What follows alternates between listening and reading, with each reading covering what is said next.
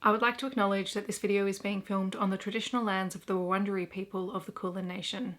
I pay my respects to their elders past and present, and extend that respect to any Aboriginal, Torres Strait Islander or First Nations people who may be watching this video today.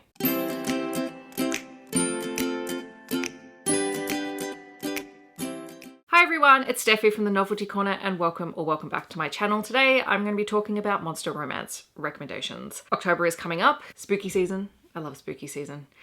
And I read a lot of monster romances, but people don't always know where to start with them. And I thought I would give a list, and it's quite an extensive list actually. I didn't even include regular, monsters like werewolves and vampires and all of that.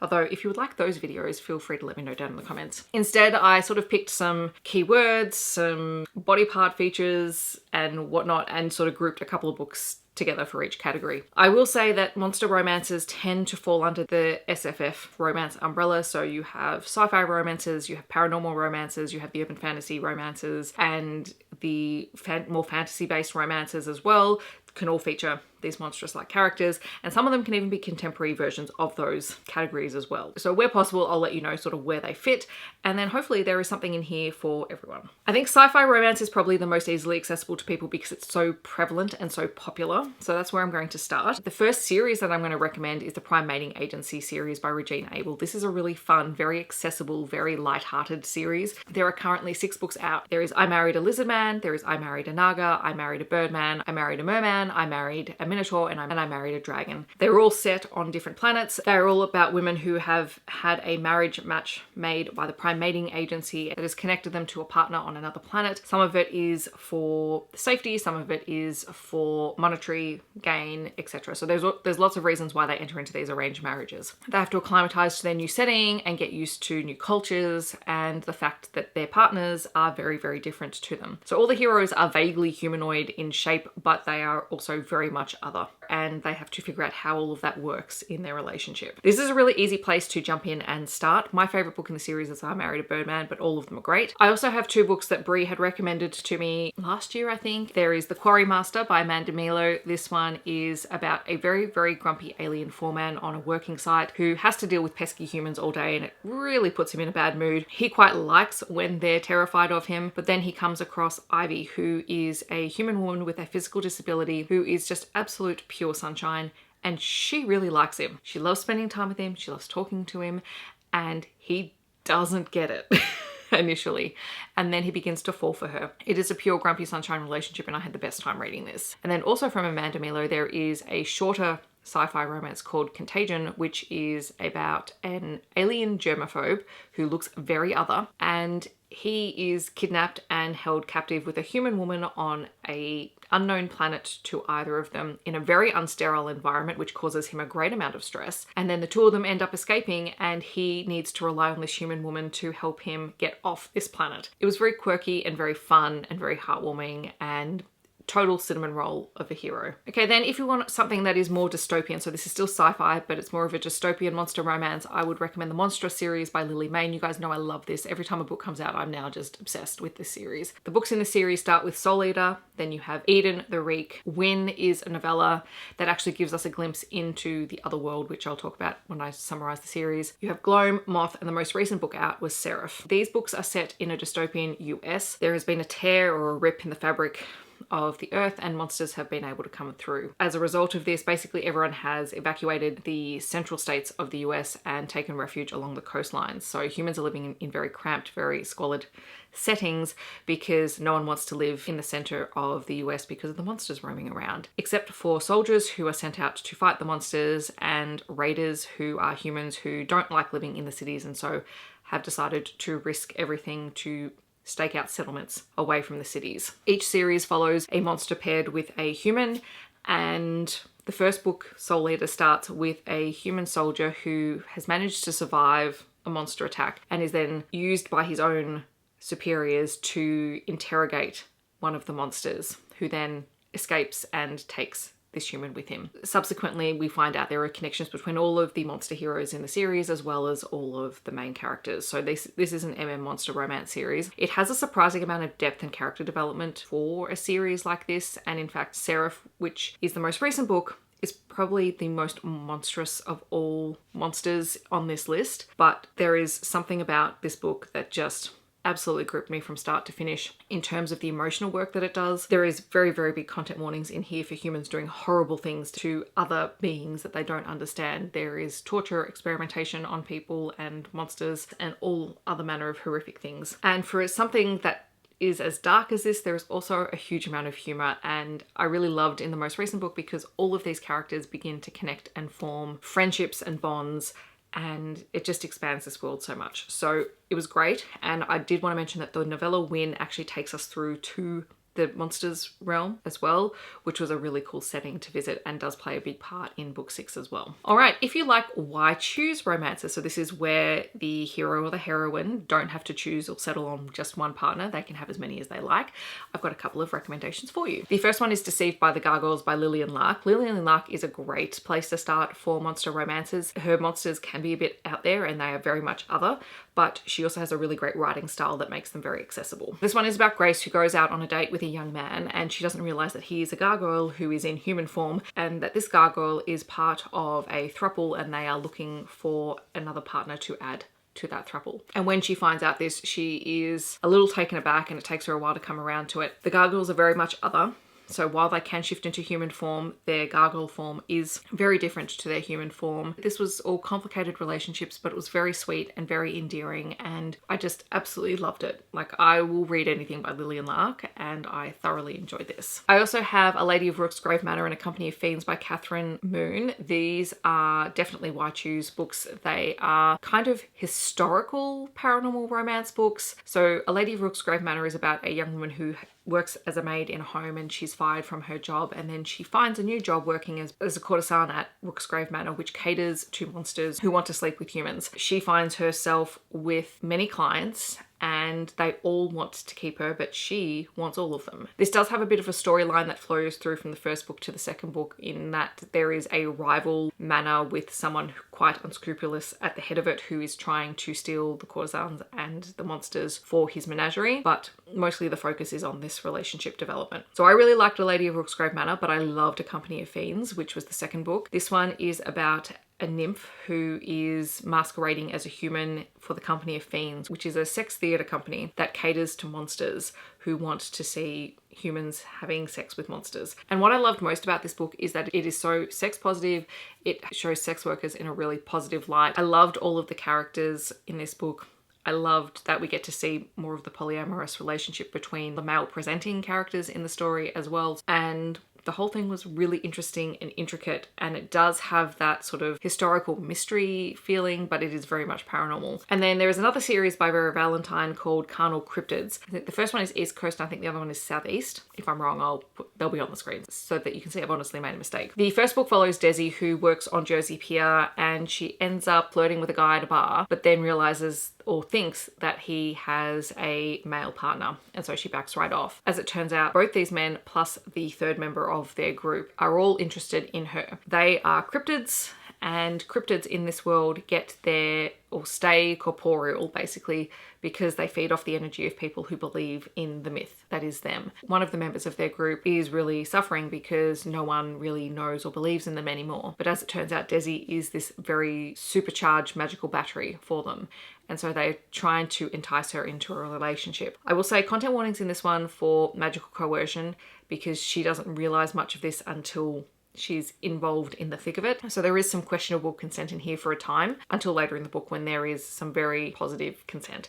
So be aware of that going into it, but it was really fun and very, very interesting. And then the second book follows Jess, who is Desi's best friend, who was kidnapped in the first book. And since then, Jess has been looking after a cryptid who was also part of the final showdown in the previous book. And they're sort of playing house together. Then a new cryptid who has just been made stumbles quite literally into the house, and they don't know quite what to do with him, so they decide to try and find out how he came into being, and this leads them to the path of someone from their past, and the three end up on this road trip together trying to solve this mystery. And I don't really want to say much more than that because it kind of gives away the story, but I loved it so much, and it was just such a great atmosphere. So if we want to talk nightmare monsters or non-corporeal beings, you have The Mistwalker and The Nightmare by Regine Abel. This is a series about an Earth where very regularly this mist overcomes the world, and during the mist all the humans have to hide inside because creatures and monsters hunt in the mist, and if you're caught outside during the mist, you're more than likely going to be killed. In The Mistwalker, our heroine is saved by her mist monster. So all of these mist monsters and creatures have a human counterpart that they connect with. And so her Mistwalker is trying to protect her, but initially terrifies her because no one understands these bonds. In the second book, The Nightmare, which is my absolute favorite, you have a young woman who I think is a psychologist who is being recruited by a government agency that is trying to work with creatures in the mist, or trying to at least get them to be useful to the government. They're trying to find a mist creature who is strong enough to take on the big bad, a mist creature who is literally killing hundreds of people. They bring a whole group of humans into a room with mist creatures, and she doesn't really quite know why she's there, but she's curious. And then her nightmare connects with her, and he's so powerful, and they basically beg her to work with them because they want to see if she can help control her nightmare and if they can use him and harness him to fight their big bad mist monster. But their relationship is very sweet. This is pretty much a morality chain book, and I love this book so much. This is actually a traveling book that's going around with some of my friends at the moment. I can't wait to read their thoughts on it when it comes back to me. And then I would be remiss if I didn't include Sing Me to Sleep by R.M. Virtues, which is another favorite. This is a sleep paralysis demon book.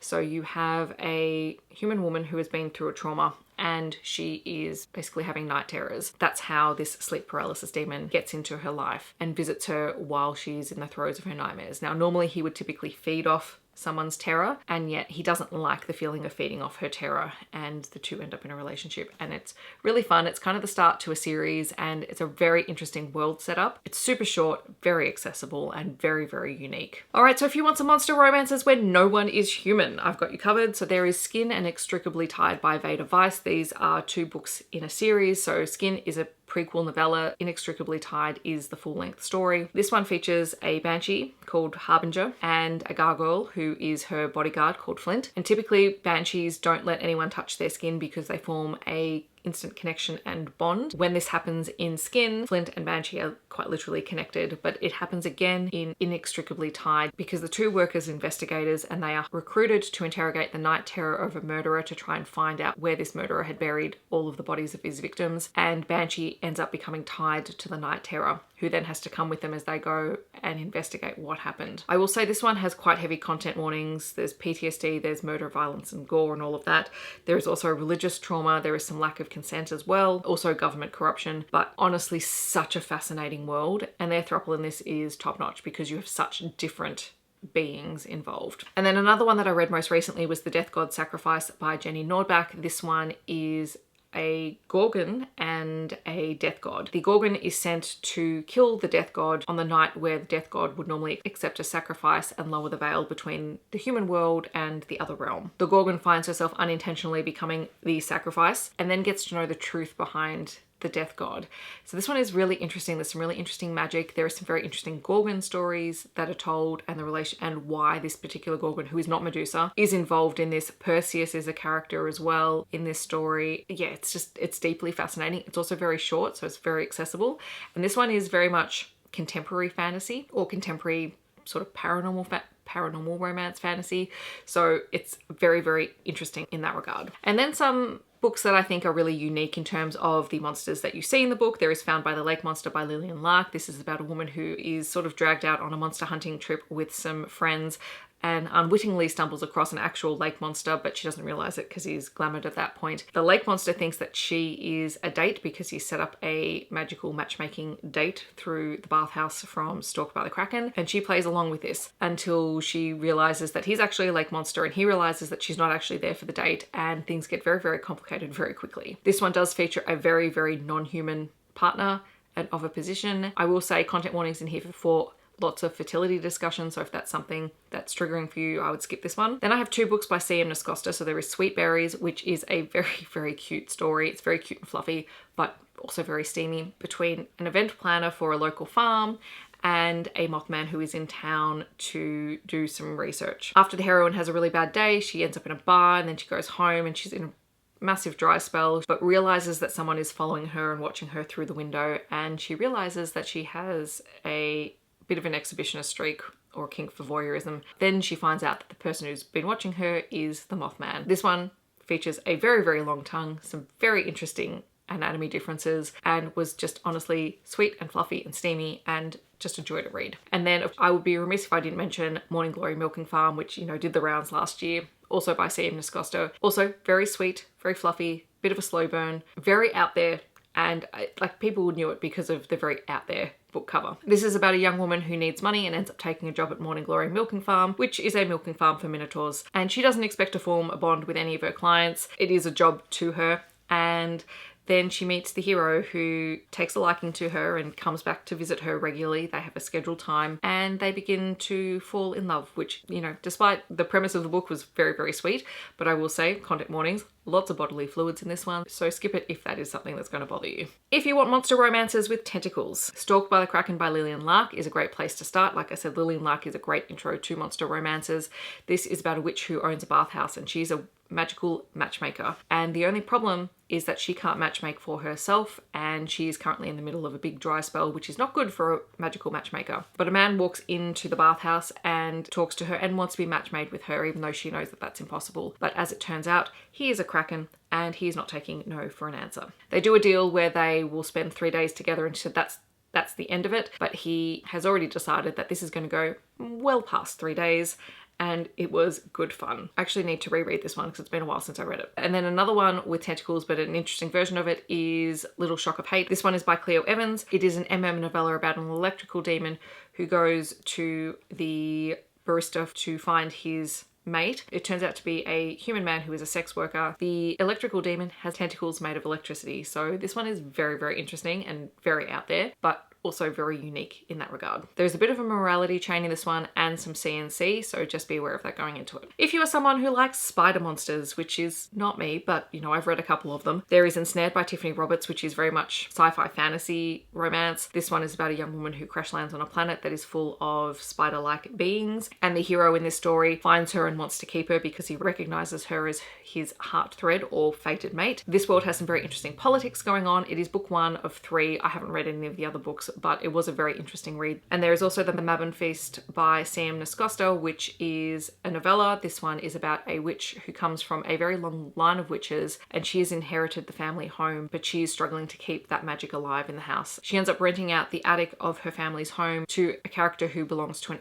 arachnid-like race. And they're very mysterious. She doesn't know very much about him or his race, but she becomes very intrigued when a very unique scent begins to emanate from the attic. This one does feature a neurodivergent heroine and is also very, very sweet. And then my last 2 books fall under the category of myths and other. Take that as you will. So there is Flesh and Stone by Emily Hemingway. This is another gargoyle romance. This one is about Thomas, who travels to the US to hunt down an evil witch, but ends up being cursed and turned into a gargoyle and stuck in an alternate reality, and he has no idea if he's ever going to get back to Earth. Flash forward to the 21st century, and Hannah moves to New York City and ends up touching this stone gargoyle that she finds really intriguing and is very startled when he comes back to life. She begins to help Thomas acclimatize to being in the 21st century, and the two have a very interesting relationship. And then finally there is In the Bedroom with Medusa by Megan Cubed. This is a sapphic novella. It is about a young woman who takes a job as a live-in companion to a prominent lady and then discovers that maybe she's not quite what she seems. Very short, very steamy, and a fantastic read. So those are all my monster recommendations for things that are just a little bit outside the norm for paranormal romance. In the comments, I'd love to know if you've read any of them, or if you have any other recommendations, feel free to leave them down below. And if you would like me to do like a shifter or a vampire or a psychic recommendation video as well, feel free to leave that down below. I hope that wherever you're in the world, you're staying safe and healthy, and I will see you in my next video. Thanks so much for watching. Bye everyone.